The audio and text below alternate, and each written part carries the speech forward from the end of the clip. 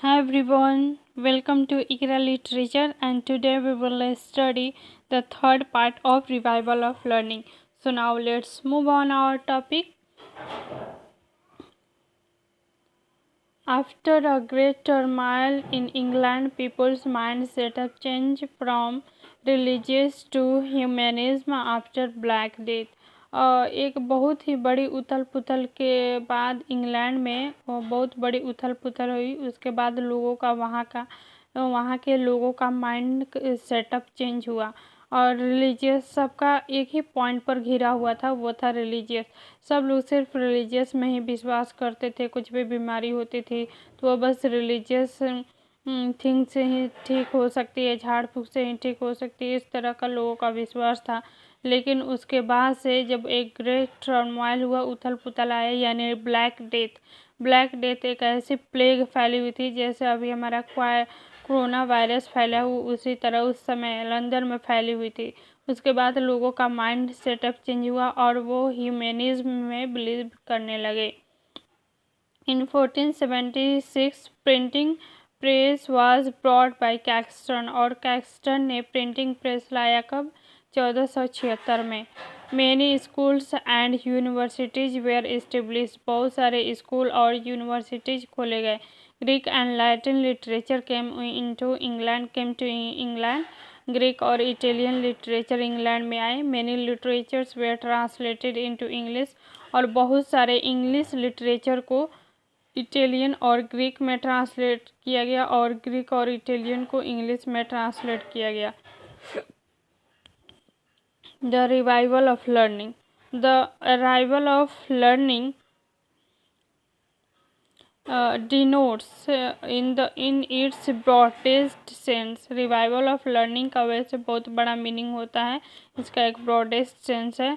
The gradual enlightenment of human mind after the darkness of the middle edges, कह रहा है कि the revival of learning denotes करता है ब्रॉडेस्ट सेंस में, जो कि ग्रेजुअल इनलाइटमेंट का मतलब होता है मोक्ष, यानी सही ज्ञान की प्राप्ति, जो कि ह्यूमन माइंड में हुई after the darkness of the middle age के डार्कनेस के बाद। वहीं लोगों का रिलीजियस से ध्यान हटकर ह्यूमनिज्म की तरफ गया। The name renaissance and the humanism which are often applied to the same movement, एकदम एक ही जैसा माने जाते हैं। द नेम रिनेसा का मतलब होता है पुनर्जागरण और ह्यूमनिज्म का मतलब होता है मानवता। Which are often applied at the same movement, एक ही तरह माना जाता है। Have use by many writers to denote the whole transition from the middle ages to modern world, और बता रहा है कि रिनेसा या फिर ह्यूमनिज्म का मतलब होता है पूरी तरह से एकदम बदलाव, मिडिल एज से मॉडर्न वर्ल्ड की तरफ पूरी तरह से बदलाव को ही हम रिनेसा या फिर ह्यूमनिज्म कहते हैं। Is more correctly applied to the revival of art resulting from the discovery and imitation of classic models in the 14th and 15th century. उसके बाद से कह रहा है कि इसमें ये भी शामिल होता है कि फॉरेन लिटरेचर को इमिटेशन यानी नकल किया गया, डिस्कवर किया गया, और इसी का ये परिणाम है, यानी किसका? तो रिवाइवल ऑफ लर्निंग का ही ये परिणाम है कि हम दूसरे लिटरेचर को डिस्कवरी किए, फिर उसका नकल किए क्लासिक मॉडल्स का 14th और 15th सेंचुरी में।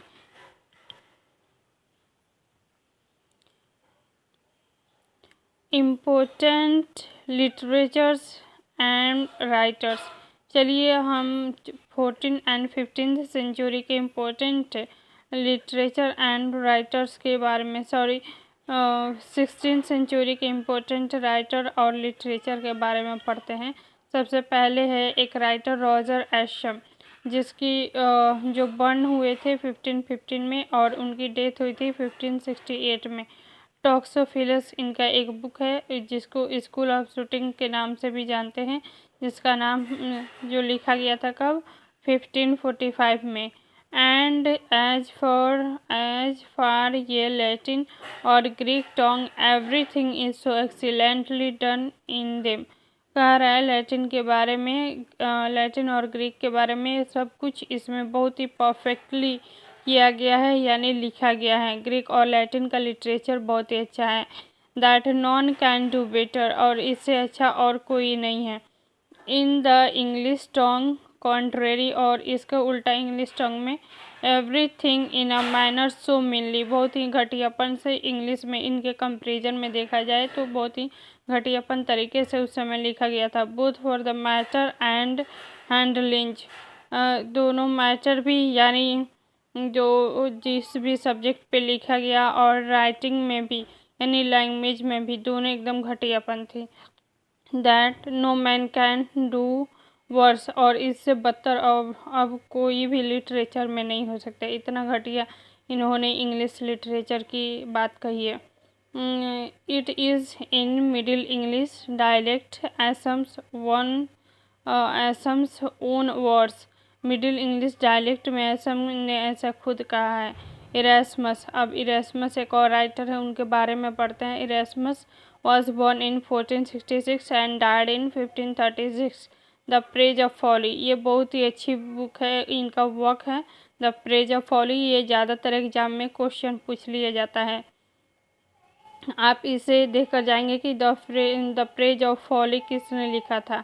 ही has told about the three foes of humanity, humanity के तीन दुश्मनों के बारे में उन्होंने बताया था। फोज का मतलब होता है इनमी, और फ्रेंड का मतलब होता है दोस्त। तो फोज का मतलब आप याद रखेंगे इनमी। वायस यानी बुराई, इग्नोरेंस अज्ञानता, एंड सुपरस्टिशन यानी अंधविश्वास, ये तीनों ह्यूमैनिटी के बहुत ही बुरे दुश्मन हैं। इट वॉज पब्लिश्ड इन 1511, यह पब्लिश कब हुआ था? 1511। ये भी इम्पोर्टेंट पॉइंट है। After the accession of Henry eight, Henry eight के आने के बाद गद्दी पर जब वो बैठे तब folly is represented as a donning cap and bells and mounting a pulpit, कहता है जिस तरह एक मूर्ति के ऊपर टोपी पहनाकर रिप्रेजेंट किया जाता है, बेल्स कैप और बेल्स, उसी तरह ये समझिए एक फॉली था, मजाक था उसके ऊपर। किसके ऊपर? उस टाइम के लिटरेचर पे और उस टाइम के रिलीजियस पे। Where the wise and courtly of kings, wise किस पे किया गया था? बुराई कहाँ पे थी? कोर्टली ऑफ किंग्स में। The selfishness and ignorance of the clergy, जो पादरी होते थे चर्च के, उन पे छिटाकसी किया गया। इग्नोरेंस का यानी अज्ञानता का, उन्हें किसी भी चीज़ का ज्ञान नहीं है, वो अज्ञान है। The police standard of education, और मूर्खता का स्तरपन कहाँ पे है? एजुकेशन। आर सटायर्ड विदाउट मर्सी, बिना मर्सी का सटायर किया गया यानी कटाक्ष किया गया इन तीनों पे बहुत बुरी तरह से। तो आपको याद रखनी चाहिए कि वायस, इग्नोरेंस और सुपरस्टिशन किस पे इसका कटाक्ष किया गया है। चलिए अब हम और भी जो राइटर है उनके बारे में पढ़ते हैं। सर थॉमस मोर, इनकी डेट ऑफ बर्थ है 1578 और डायड हुए थे ये 1535 में। यूटोपिया बहुत ही इनका मोस्ट इम्पोर्टेंट वर्क है यूटोपिया, जो कि लिखे थे 1516 में। In this Utopia we find for the first time ये इस यूटोपिया में हमें पता चलता है as the foundation of civilised society, एक सभ्य सोसाइटी का आधार क्या होता है। द थ्री ग्रेट वर्ड्स, तीन महान जो शब्द हैं, लिबर्टी यानी आज़ादी, फ्रेटर्निटी यानी ब्रदरहुड भाईचारा, एंड इक्वालिटी और समानता, which retained their inspiration throughout the violence of the French Revolution, and which are still on the unrealized ideal of every free government। और ये तीनों वर्ड हमें किस तरह मिलता है? जब फ्रेंच रेवोल्यूशन हुआ था तो उस समय ये तीनों वर्ड का ईजाद हुआ, यानी उस फ्रेंच रेवोल्यूशन से लोगों ने ये तीनों वर्ड सीखा। Which are still unrealised ideal of every free government, जो कि आज तक किसी भी देश में एक आइडल नहीं बना, यानी कोई भी फ्री गवर्नमेंट है उसमें ये तीनों वर्ड अच्छी तरह से अभी भी लागू नहीं हुआ है।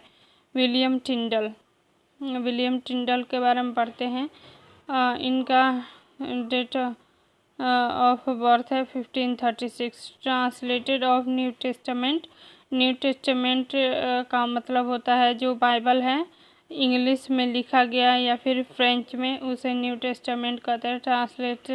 Translation of Bible in English, Bible को इंग्लिश में ट्रांसलेट किए। और न्यू टेस्टामेंट, जो ओल्ड टेस्टामेंट होती है बाइबल की, वो हिब्रू और ग्रीक लैंग्वेज में थी, तो उसको न्यू टेस्टामेंट में ट्रांसलेट करने के लिए इन्होंने फ्रेंच या इंग्लिश में ट्रांसलेट किया।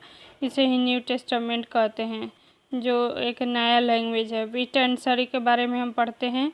दे introduce 2 forms of poems, sonnet and blank verse.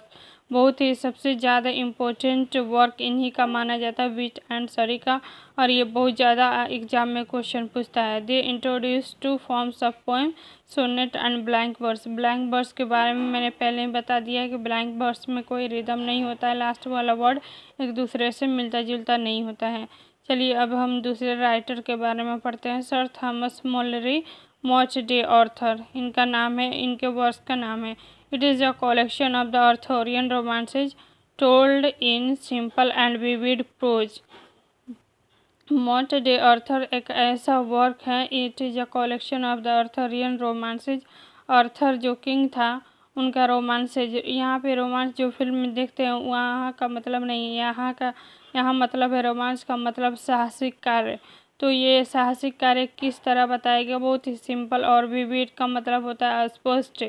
Pros का आप जानते हैं कहानी की तरह, ना कि पोइट्री में। अब चलिए हम दूसरा देखते हैं।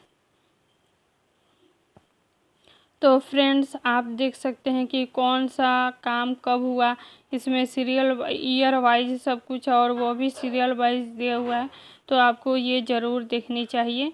जैसे हेनरी फिफ्थ का काल कब रहा, 1413 में बैटल ऑफ अग्निकोट कब हुआ, 1415 में, तो ये सब आपको देख लेनी चाहिए एक बार, बहुत अच्छी तरह से याद कर लेनी चाहिए। उसके बाद ये भी स्लाइड है जो कि पूरी तरह हमें सीरियल वाइज और ईयर वाइज एकदम अच्छी तरह बताता है। तो फ्रेंड्स अगली ये द रिवाइवल ऑफ लर्निंग पूरी तरह फिनिश हो चुकी है। अब आप कमेंट करके बताइएगा कि किस टॉपिक पे हमें वीडियो बनानी चाहिए। That's all for today. Thank you.